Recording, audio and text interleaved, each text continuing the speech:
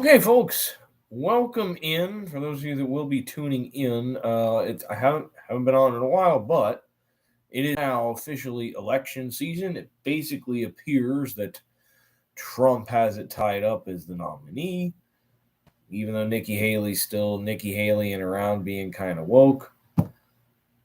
But we have a lot more to get to than the presidential primaries, which, of course, Joe Biden has tried to rig for him.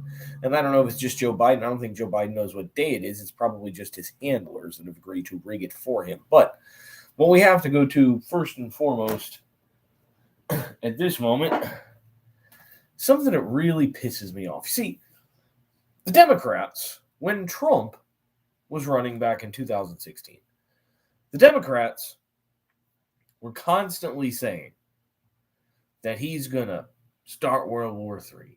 He might cause a civil war. He'd destroy the economy. He only cares about himself. He's going to divide people on race. This, that, and the other thing. Well, Joe Biden has destroyed the economy. That he has done.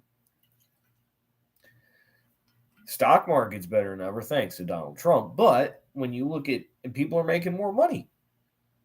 But their money goes nowhere near as far. One, because of the higher gas prices, the higher cost of everything because of the higher gas prices, food shortages, this, that, and the other thing. And he goes around saying that he has created a bunch of jobs when really all they are jobs that just brought back from draconian shutdowns. Simple as that. So he kind of screwed the economy. That's the first thing he did that they said Trump would do.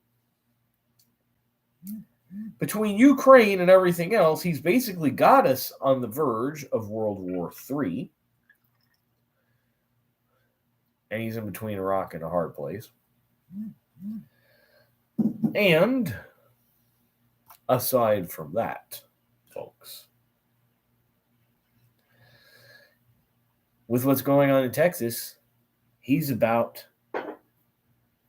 to cause a civil war. And we're going to get very much into that Civil War aspect of everything right about now. But first, as usual,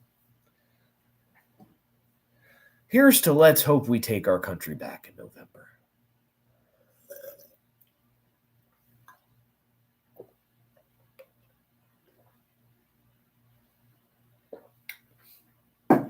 Feel a little woke drinking Jack Daniels, but we'll get to why Jack Daniels is woke if we have the time. So, Texas, for those of you that aren't history nerds, I would really only know this because back during the Obama presidency, my late great mother knew a lot about constitutional law and history.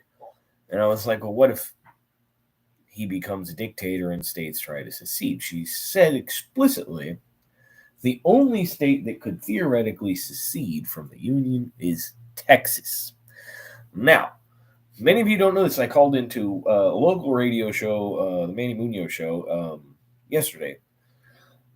And he wasn't even completely quite aware of the fact because he was talking about a constitutional crisis. First off, there is no constitutional crisis.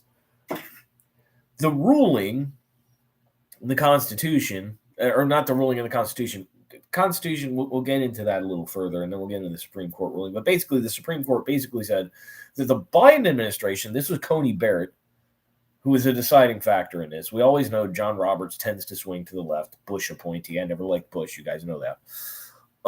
Coney Barrett was basically the deciding factor and says that the federal government has the authority to cut down this razor wire.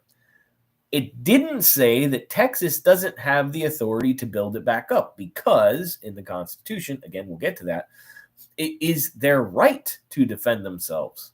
However, it's also the right of the U.S. government or responsibility of the U.S. government to defend the state of Texas. Anyhow, this right here from Yale Law School, so you know it's a credible source, is the Treaty of Annexation of Texas, dated April 12th, 1844. Texas officially became a member of the United States in 1845. I believe they actually did secede from the Union once, but they weren't quite involved. They helped the Confederacy in the Civil War. But again, because of this treaty, it gives you something a little different. What's up? And so basically, the Treaty of the State of Texas reads a number of different things here. Article 1, I will read out the entire treaty. If not, I'll go a little quick here. Article 1 states the Republic of Texas, acting in conformity with the wishes of the people and every department of its government, cedes to the United States all its territories to be held by them in full property and sovereignty, and to be annexed to the said United States once as one of their territories subject to the same constitutional provisions with their other territories.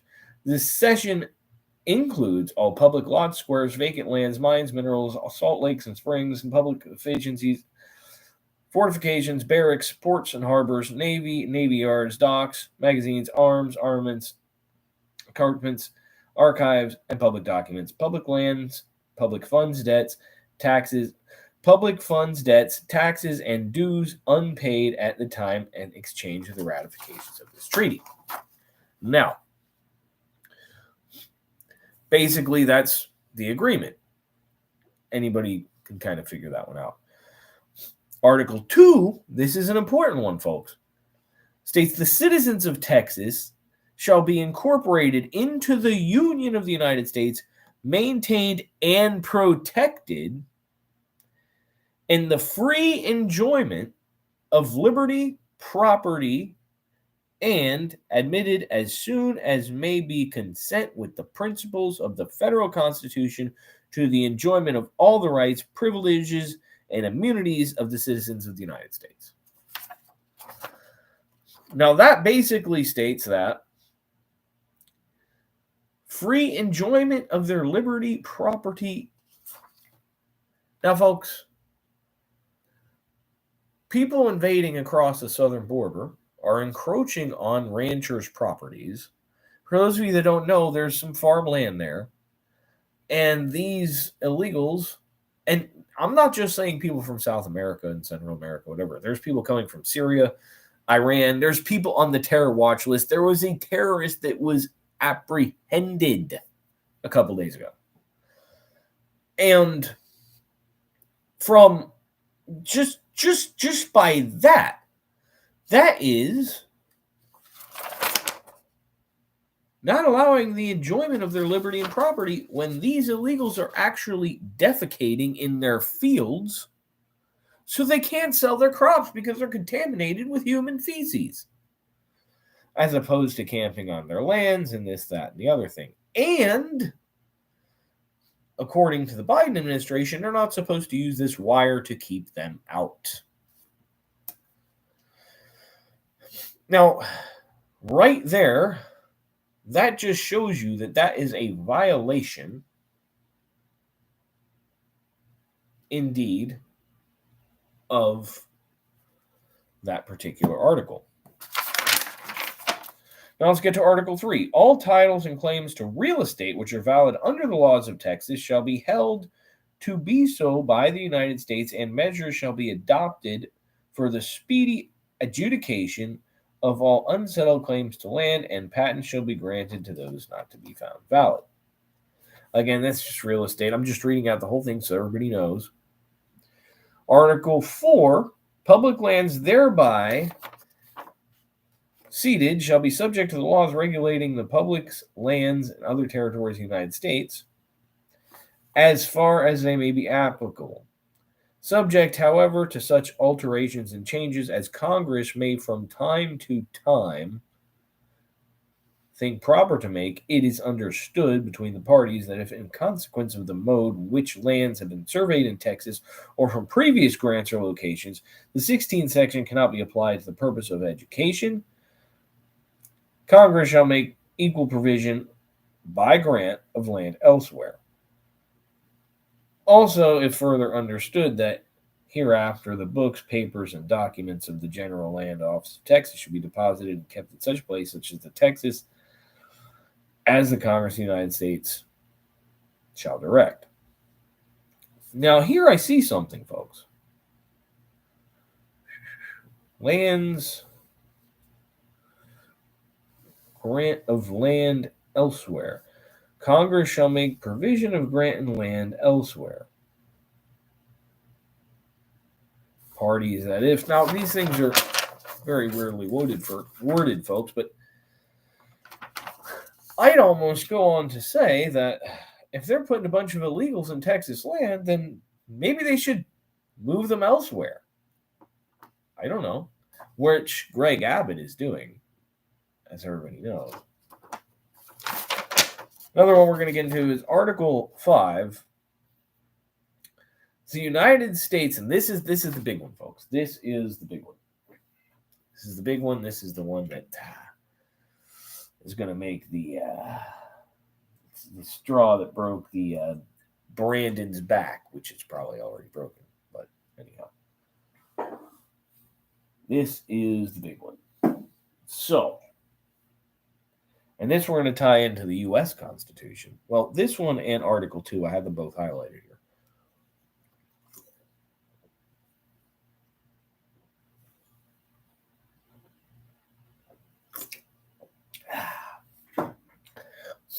Yeah, we're having some chugs tonight. Just like every other night. But they're more needed tonight, folks. Article 5. The United States assume and agree to pay the public debts and liabilities of Texas. Let me insert here, folks.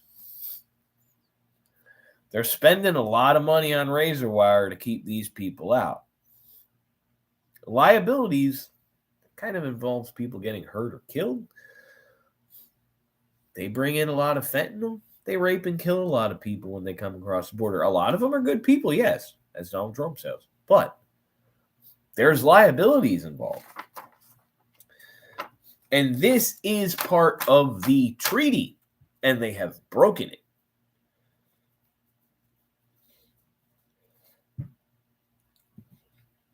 So, again, since I interjected, I'll read it from the beginning. The United States assume and agree to pay the public debts and liabilities of Texas, however created, again, by Joe Biden's open border, they have been created that way, for which the faith or credit of her government may be bound at the time of the exchange of the ratifications of this treaty. The faith of her government may the time of the exchange of ratifications of this treaty, which debts and liabilities are estimated not to exceed in the whole $10 millions. It actually says millions in here.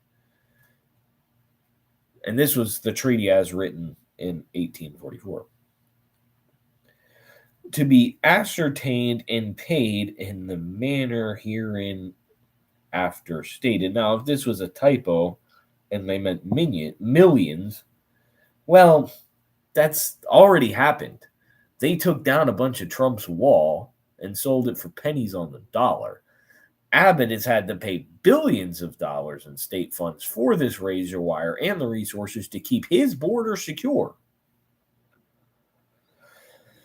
Continuing on Article 5, the payment of the sum of $350,000 shall be made to the Treasury of the United States within 90 days after the exchange of the ratifications of this treaty as follows. $250,000 to Frederick Dawson. This is old news. This is about payment that made the when Texas became a state.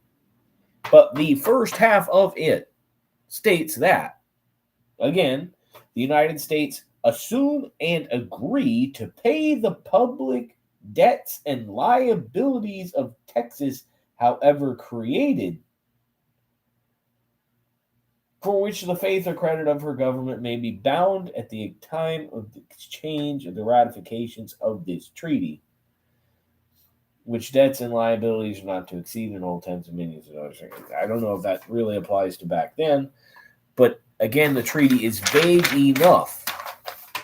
And again, Article 2 of it, citizens shall not be incorporated.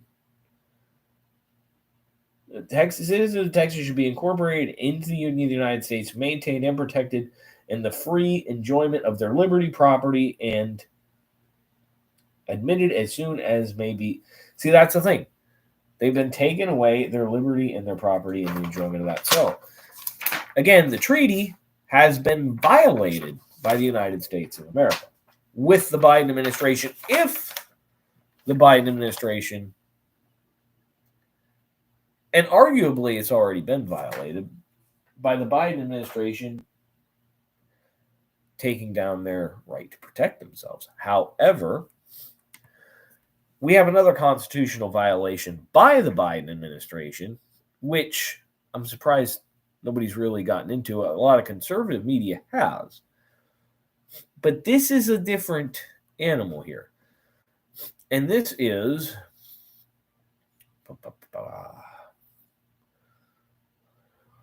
Constitution dated. Section Article, what is it? Article, it should be Article 4, Section 4. Yes. Article 4, Section 4. 4, Section 4. And we have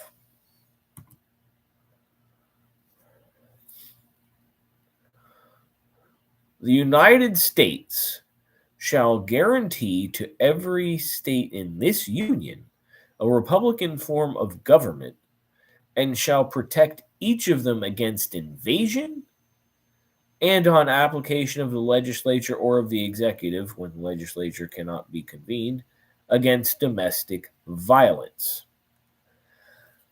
Invasion, folks, is what's happening at the Texas border. Domestic violence would be Joe Biden sending the Federal National Guard and or telling the Border Patrol to engage in hostile military action with the Texas National Guard. So right there, if he actually, and as far as I'm concerned, it's already been breached, he is denying Texas the ability to protect themselves against invasion, which the United States government is supposed to send. They're not supposed to take down barriers. They were supposed to provide the damn barriers. And it just seems that they're doing the opposite. So they've breached the Constitution on that. Meanwhile, a Secretary of Homeland Security, whatever. I could be. I'm forgetting about this. Alejandro Mayorkas. I don't think he's Homeland Security. Whatever he is, maybe he is. His ass is about to be impeached on the 31st of January, as he should, because he's done a horrible job. And again, the executive. Oh, wait, this is Texas. The other one's on the computer. The United States will guarantee Republican form all shall protect against invasion, and on application of the legislature or the executive. Well, I guess Mayorkas falls under the executive branch because the legislative branch is Congress. Mayorkas was appointed by Biden, so therefore he falls under the. So that is grounds for impeachment right there. And again, Republican form of government protect against invasion and domestic violence. They're doing it all, folks. They are doing it all. And you know what? And this is where I say civil war is imminent. All it's going to take is one shot, folks. If somebody happens to be woke in that Border Patrol and shoots at a Texas National Guardsman, they will open fire. And then you will have the state of Texas up against the United States. They will tear up that treaty, and they should. And they will secede, and it will be all Joe Biden's fault. Trump's insurrection? Oh, the insurrection. First off, it wasn't an insurrection. It was a riot. Trump's going to do this. Trump's going to do that. No, Joe. Your Democrats that you are listening to, you are about to start the Civil War. And the only difference is, and we're going to pull this up right here, folks. I should have had it. I should have had it up on my thing earlier. But the list changes every couple hours. Let me see here. Oh, this is 8 hours ago. Let me see if I can pull this up. Nope, that's fake news. Let's see if we can't find this here. The difference is, anyhow, so the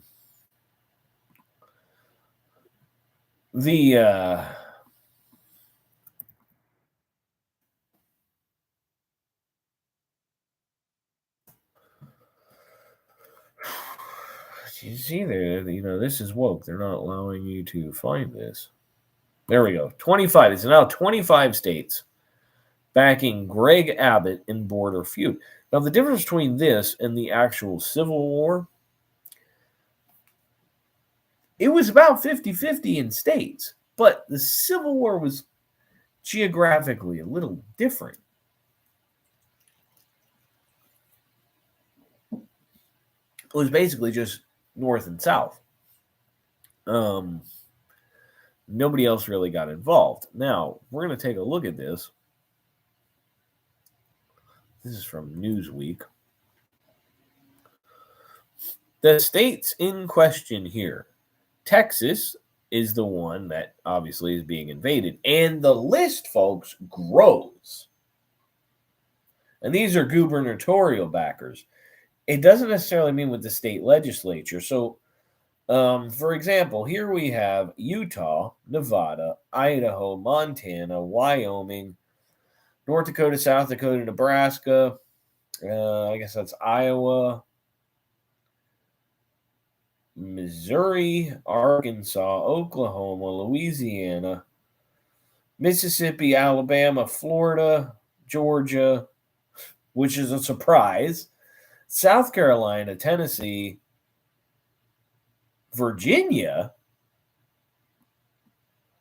West Virginia, Ohio, Indiana, and New Hampshire. And that is 25 states backing Texas, which really means 26 states against the rest of the country.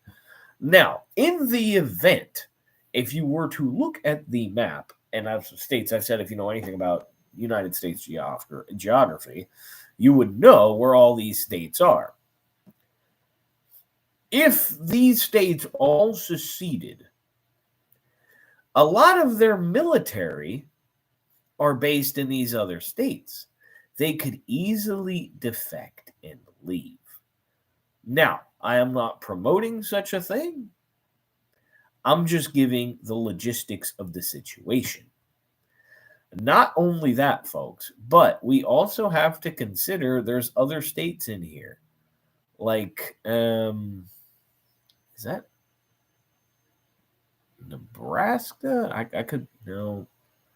Kansas. Kansas has not committed. Kansas for some reason is not committed, which is odd. But they're surrounded by a bunch of people that have. Ditto Kentucky and ditto North Carolina. Now, Kentucky has Rand Paul and a fairly red Congress in the U.S. I don't know about their state stuff. I'm not familiar with it. But again, they only have a Democrat governor. So the governor, what I'm saying here is these are the states where the governor has pledged, where the governor runs the National Guard. So it looks now that if, and I swear I hope it does not, that if a civil war breaks out, the blue states are fucked because California, New York, The Northeast, they're more worried about pronouns. They don't even know how to pick up a gun. They have gun control out the ass. What are they going to do? Again, the United States has its own military, but how many of those people are fed up? How many of them are going to leave? And I don't want any of this to happen. But the Democrats voted for this crap. They want to let in all these illegals so that they can breed voters for centuries to come, intermix the entire population, and tell all of us white people that we're racist. And the most racist person that I can know of, by the way, is not white. She's black. Her name's Joy Reid of PMSNBC. Constantly comparing Trump to Hitler. White people are the... Come on, man. She should just go off and marry Al Sharpton, for crying out loud. Tim Scott's the most disappointing. No, he's not. He is a very successful individual. Oh, maybe they're pissed because he's marrying a white woman. Although, Al Sharpton probably would love to marry a white woman. He's just too damn ugly to get one. Anyhow, that's my rant about that. A little, we have the presidential primaries going on. Dean Phillips, who was on Sean Hannity the other night, who actually makes a little bit of sense, had a decent showing in New Hampshire. And Joe Biden says that the Trump Republicans are the biggest threat to democracy. Then why the hell did he change the Democrat primary process that had been in place for over 80 damn years? I don't want to be on the ballot in New Hampshire, but write my name in. I don't want to be on the ballot. No, we're going straight to South Carolina, where they said they had to vote for me, And then they kicked Robert F. Kennedy Jr. out. They won't let Biden debate anybody. This has never happened before in the history of politics, at least not in my lifetime. There have been debates, and I guarantee you we won't debate Trump. There have been presidential debates on TV since the election of 1960. And Biden ain't going to debate Trump. Would be willing to debate Biden. Biden ain't going to debate Trump. Maybe Trump shouldn't be willing to debate Biden. If Biden did decide to be, maybe he should say, no, I'm not going to do it. I don't want to be abused, be told I'm abusing an elder with dementia. Because the guy's clearly not there. Biden is clearly not there. He would not be, if you look at old Joe Biden versus new Joe Biden, there is no way in hell he will be telling the Border Patrol to cut razor wire. He was against the integration of public schools because he didn't want his kids. I don't want my kids growing up in a racist jungle. Come on, man. He's always been anti-everything but white people. His mentor was Robert Byrd, who was a Klansman, for crying out loud. Not just a Klansman, but a Grand Wizard, like one of the highest-ranking Klansmen. So it makes no sense to me that now all of a sudden Joe Biden picks a feminazi, racist black VP who's not even really that black, who dissed the hell out of him during the debates, and is now opening the border wider and wider and wider. I don't think he knows where the hell he is. I think they're controlling him. And I think that's elder abuse. Last time I checked.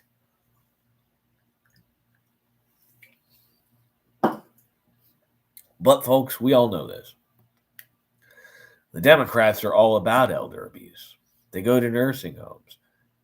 They have legal ballot harvesting. What's to say they're not telling the people with Alzheimer's and dementia, just vote for that guy. Here's some cookies. I guarantee you they are. And the people that work at the nursing home typically tend to be Democrats themselves. So, just saying. And, Republicans, we're a little too honest. And I just don't think we'll do it that way. But sometimes, and I don't encourage any of this, but sometimes to save the country, you just gotta, if you can't beat them, you gotta join them. Well, never join the Democrats, but use their tactics. We haven't been. We won one election presidentially since 2016. And even that one was close. And it's very possible if Hillary Clinton did not concede, they would have found enough votes for her to have gotten in there. She wouldn't have been as big of a disaster as Joe Biden because Michelle Obama wouldn't have been running the joint, but that's what it is. Anyhow, folks, great to be back. Probably seeing you again next week because it's election season. I intend to be on here every week this presidential election season. Cheers.